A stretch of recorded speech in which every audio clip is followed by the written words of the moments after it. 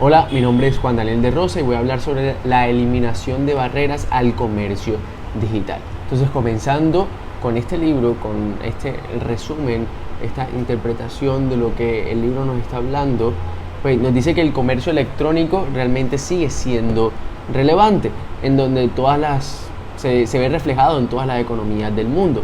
Comenzando en América Latina, ha venido creciendo en una tasa anual del 14,9% desde el 2014.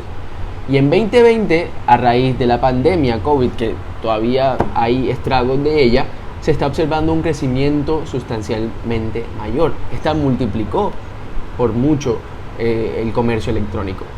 Sin embargo, la participación de esta modalidad de comercio en el PIB regional es de las más bajas a nivel global, alcanzando apenas el 0,77%, comparado con el 3,11% a nivel mundial. Tres países, vamos a hablar de Argentina, vamos a hablar de Brasil y de México. Estos concentran más del 70% del comercio electrónico de la región.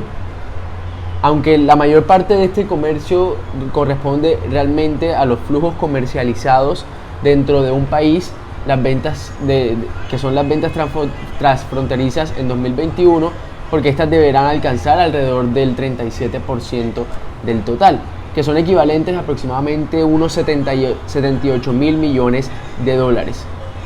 De formas distintas, las compras a distancia han existido desde hace varios siglos y pues forman parte de la historia del comercio. En la edad contemporánea, una de las formas más innovadoras de este tipo de comercio fue la venta por catálogo, que se originó en Estados Unidos en el siglo XIX. Con la llegada del Internet a mediados de la década de los 1990, que permitió una comunicación asincrónica, pero casi instantánea, más fluida. Y fue realmente posible crear un espacio virtual con un catálogo al cual los consumidores podían realmente acceder y poder ahora sí realizar esas compras que ellos querían. Y pues este modelo de ventas que nosotros podemos ver por catálogo fue ajustándose de una forma gradual a la realidad que fue impactando. Y así fue la manera en cómo surgió el comercio electrónico como hoy en día nosotros lo conocemos. Y ahora vamos a hablar sobre el comercio electrónico, pero en América Latina. Si bien esta relevancia del comercio electrónico a nivel mundial ha ido aumentando, pues su adopción y el uso, tanto por vendedores como los compradores, no son automáticos. Quiere decir que no se dan de manera por sí mismos. Y para ello es necesario que existan condiciones óptimas. ¿Y condiciones óptimas en qué sentido? Económicas, políticas, sociales, y esto tiene que darse en los diferentes países. Al igual que en otras partes del mundo, pues se predice, se estima que el comercio electrónico, que realmente corresponde específicamente a las transacciones que son de un negocio al consumidor en América Latina, ha crecido de manera importante entre el 2014 y el 2019. Pero su contribución al comercio electrónico mundial aumentó de forma marginal, creciendo tan solo 0,3 puntos porcentuales para ubicarse en 4,1%, muy por debajo de América del Norte, de Europa Occidental y de Asia. Y entonces ahora nos vamos a enfrentar con las barreras para la participación en el comercio electrónico. El hacer que los consumidores utilicen nuevos canales de distribución, o bien que existe la motivación para buscar aumentar el número de opciones a considerar en el momento de una compra, es un problema común. Y pues resolverlo generalmente requiere que se ejecuten ciertas medidas, y estas involucran diferentes agentes. Dado que este comercio electrónico es un proceso que realmente es integral, que maneja muchos aspectos, tiene algunas fallas. Y esas fallas es en los eslabones que terminan afectando en toda la cadena de valor, en toda esa cadena de suministro que vemos en el comercio electrónico. Por lo que es necesario que se implementen las medidas a lo largo del proceso, no solamente al principio y al final, sino en todo el proceso. Y si lo vemos desde una perspectiva donde vemos a las empresas que están participando en esta cadena de valor o que les gustaría participar, pero todavía no lo hacen, en el comercio electrónico se identifican 5 grandes grupos de barreras que se presentan. La primera es la infraestructura de telecomunicaciones y acceso a Internet. La segunda, sistemas de financiamiento para el comercio electrónico. La tercera, flujo transfronterizo de datos. Y la cuarta, disponibilidad de medios de pago. Y por último, los sistemas logísticos. También encontramos que hay factores que pueden cohibir a los consumidores, que los pueden dejar sin realmente poder hacer esas transacciones. También a los negocios y otros agentes de poder participar por completo en esta economía digital, porque son agrupados en 4 grandes grupos que atienden esas diferentes preocupaciones. La primera es la fricción de infraestructura, la segunda la fricción de la industria, la tercera la fricción del individuo y la última la fricción de la información. Luego entramos a ver el índice de esta restricción que se presenta al comercio digital. Este índice muestra cómo los países limitan al comercio digital y cómo estas restricciones que han sido impuestas incrementan los costos que tienen las empresas y los costos de los consumidores, los que van y compran. Y entonces a través de este índice, ¿qué podemos hacer? Podemos identificar que en países emergentes se está erigiendo, que se está formando fuertes restricciones al comercio digital, lo que puede poner en riesgo su introducción en la nueva economía que es basada en las tecnologías de la información.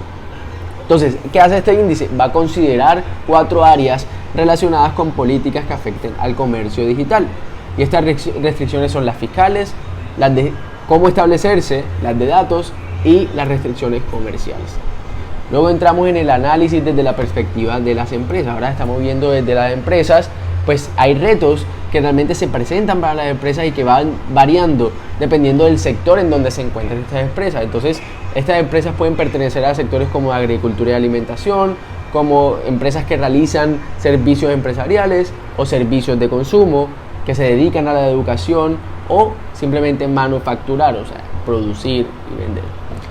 Pues también se encontró que hay unos retos, y son retos que son señalados en una encuesta que se realizó, y esta encuesta ha dicho que los retos son que el pequeño tamaño del mercado en el que participan afecta, que una logística puede ser cara o mala, que se puede presentar una incertidumbre sobre los ingresos y las ganancias, que puede existir una complejidad para exportar en línea, que hay una necesidad de grandes inversiones, que puede haber una mala conectividad, una falta de capacidad también, y también un mal funcionamiento de los sistemas de pago en los que se realizan estas transacciones.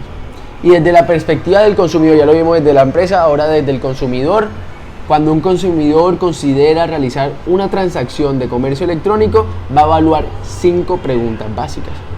El consumidor se va a preguntar, ¿cuánto me va a costar hacer esta transacción?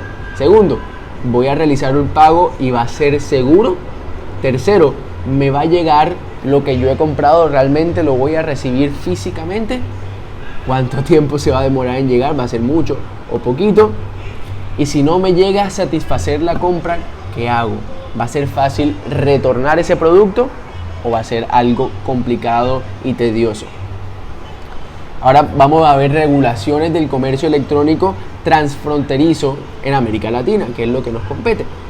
Al igual que el comercio tradicional, el comercio electrónico se ve afectado, y entre otros factores por la inestabilidad macroeconómica. También se ve afectado por esa falta de acceso a los servicios financieros, también por el déficit de personal cualificado, también por la ausencia de una infraestructura adecuada y la complejidad de los procedimientos aduaneros.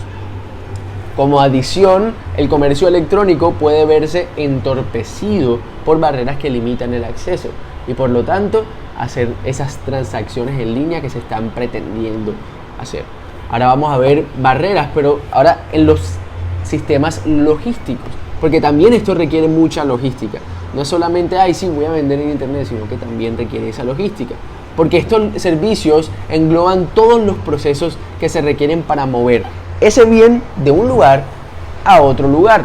Estos procesos dependen de que haya una existencia de una infraestructura que les dé un verdadero soporte, una buena base, que pueden ser carreteras, puertos y aeropuertos, vías ferroviarias, redes robustas de telecomunicaciones y también tener flotas de transporte, transporte de carga, ferrocarriles, aviones, camionetas, automóviles, motocicletas, requiere una gran logística.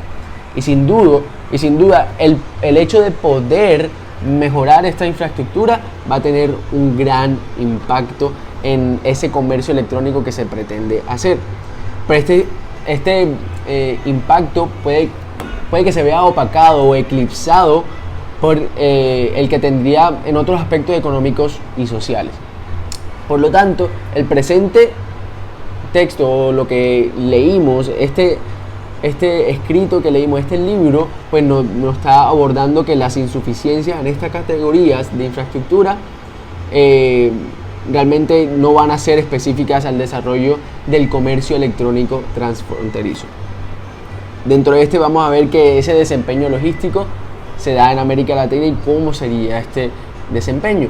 Entonces se produjo un índice, se creó un índice que tiene como intención medir el desempeño logístico de los países para apoyarlos y así poder identificar cuáles son los desafíos a los que se están enfrentando y también cuáles son esas oportunidades que pueden aprovechar estos sistemas y que realmente se enfrenta en la logística del comercio internacional a través del comercio electrónico.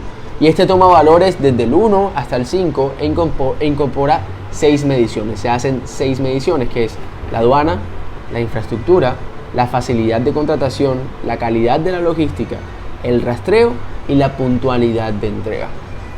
Entonces también podemos llegar a ver cuál es ese proceso logístico para que el comercio electrónico se dé de una manera transfronteriza. Entonces primero se tiene que hacer una recolección y una concentración, luego se hace la exportación, luego se hace ese transporte dorsal internacional, también una importación, ese transporte dorsal nacional ahora ya que entró al nuevo país y luego el de la última milla.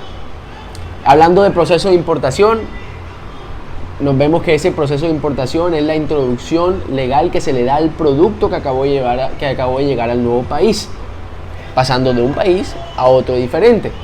Y para fines prácticos, significa o equivale o es similar a una importación y por lo tanto debe hacerse a través de una infraestructura que tenga en cuenta la aduana de cada uno de esos países. Entonces es razonablemente bien aceptado que existen grandes deficiencias a nivel mundial en estos procesos, de que no es algo rápido, es algo realmente tedioso. Entonces el Foro Económico Mundial señala que mejorar estos sistemas aduanales podría generar un incremento anual de 2,6 billones de dólares en el Producto Interno Bruto Mundial, porque el tiempo es oro, el tiempo es dinero. El tiempo de procesamiento en aduana, y ahora vamos a ver por qué, a nivel mundial una importación promedio demora de 7,5 días. Ahora, en América Latina el proceso toma 8,5 días, quiere decir un día más, mientras que en los países de la OCDE son tan solo 4,6 días. O sea, se nota realmente una diferencia. También vemos que hay un trámite express que es basado en el monto del producto. El valor de mínimo es el monto máximo del valor de una mercancía, que se incluyen las muestras y los documentos, que está exento del pago de impuestos y de derechos. También podemos ver que hay una designación de operadores confiables. Y también hay unas ventanillas únicas de comercio exterior, que por su sigla es VUCE, y estas fueron concebidas como una manera de promover el comercio transfronterizo. También existe una forma que es el prepago, donde la norma de las aduanas en América Latina se ha establecido que se debe realizar el pago correspondiente a derechos, impuestos y aranceles una vez realizada la inspección. Se emite la referencia para que se pueda hacer el pago y el bien no es liberado sino hasta que se realiza este pago. Y luego vemos el tema de logística inversa, que da la posibilidad de que los clientes puedan devolver ese producto adquirido. Entonces luego vemos que hay unas redes de entregas de última milla, que esto lo estuvimos viendo en ese proceso de entrega, de logística. Las redes de entrega pueden clasificarse en 3 grandes grupos, que son empresas de correo, empresas de paquetería y mensajería, que se les conoce como couriers, y las empresas de mensajería local. Entonces existe una competencia tanto intragrupal como intergrupal, pero también existe cierto grado de complementariedad entre estos grupos, lo que realmente esto les da un origen a las alianzas y el surgimiento de también imperfecto, lastimosamente, en donde varios servicios son prestados por empresas que actúan entre diferentes eslabones, diferentes partes de esa cadena logística, cadena de suministros. Entonces, por último, se nos van a empezar a dar unas recomendaciones para reducir estas barreras logísticas que se presentan al momento del proceso de este comercio electrónico y que es transfronterizo. No estamos hablando dentro del mismo país, sino transfronterizo. Entonces, la primera recomendación es que debe ser necesario buscar armonizar los procesos de importación y exportación en la región. El segundo es que es necesario modernizar las aduanas para disminuir estos tiempos, que sean cada vez menores, de exportación e importación dentro del proceso de logística del comercio electrónico transfronterizo. También es necesario contar con un proceso de logística inversa eficiente para poder aumentar la propuesta de valor de las empresas con ventas del comercio electrónico. Cuarto, es necesario potenciar las empresas postales al nuevo entorno. Quinto, es necesario repensar el papel de las empresas postales para maximizar su impacto en el desarrollo nacional. Y por último, tenemos una sexta recomendación que dice que no debería imponerse regulación onerosa a las plataformas de entrega local antes de que éstas consigan realmente desarrollarse, porque si no van a acabar con ellas. Luego, por último, vamos a ver cuáles son esos beneficios económicos por la remoción o disminución de esas barreras existentes. Y como hemos podido ver anteriormente, un sistema ágil de logística es un elemento relevante para dinamizar la economía digital y el comercio electrónico, que es lo que nos compete. Estos permiten realmente poder atender y darle prioridad a estos retos que el comercio electrónico ha traído consigo y poder darle solución. Y en particular el incremento en el movimiento de paquetes de una frontera a otra o pasando la frontera. Y también vemos que hay un aumento en el movimiento de este tipo de envíos y este realmente impone mayores cargas en las autoridades aduaneras en términos de control y la inspección que se debe hacer a las mercancías que llegan, que entran y salen. Y resulta que hay un costo por estas barreras logísticas y son con el fin de determinar el impacto que tienen las barreras logísticas, y de esta manera se ha creado un modelo en el que se puede determinar este impacto y podemos ver los niveles de exportación en países de la región. Y por eso se presenta el modelo de gravedad aumentada para estimar el efecto de las restricciones en las exportaciones en países como Chile, México y Paraguay. ¿Y qué hace este modelo? Responder a la siguiente pregunta: ¿cómo afectan las restricciones de logística a las exportaciones de cada uno de estos países? Y bueno, luego vemos un resumen de las recomendaciones, pero ahora desde la política pública. Entonces, a pesar de que en América Latina se encuentran diferentes países con diferentes prioridades y múltiples desafíos específicos para cada uno, pues hay una intensidad de acuerdo con cada una de sus necesidades. Y también es que cada uno de estos tiene una situación de desarrollo distinta. Pero entonces se observan similitudes entre cada uno de ellos, como para poder hacer realmente una lista, enumerar cuáles son esas recomendaciones aplicables a todos los países de la región. Entonces no podemos negar que en algunos países han visto el comercio electrónico local y transfronterizo desarrollarse más rápido que en otros. De pronto aquí en Colombia no lo hemos visto tanto como en Argentina, pero realmente sí se puede identificar esa diferencia. Y pues esto realmente han tomado acciones para poder incentivarlo. Entonces, por último, podemos hacer unas recomendaciones enfocadas en la generación y codificación de información cuyos dueños naturales son los organismos internacionales. Entonces, lo primero que se puede hacer es codificar todos los procesos y requerimientos sobre el comercio electrónico transfronterizo regional en un único lugar. ¿Cuál es ese? One Stop Shop. Segundo, desarrollar un observatorio del comercio electrónico en la región. Tercero, armonizar los procesos de importación y exportación en la región. Cuarto, facilitar la implementación de un proceso de logística inversa eficiente. Quinto, minimizar las restricciones de los flujos de datos transfronterizos. Sexto, emprender un programa integral de modernización de las aduanas. Séptimo, repensar el rol de las empresas postales para potenciarlas al nuevo entorno. Y por último, evitar aplicar regulación onerosa ex ante a las plataformas de entrega local. Y esto ha sido el resumen, la interpretación de este libro. Muchísimas gracias.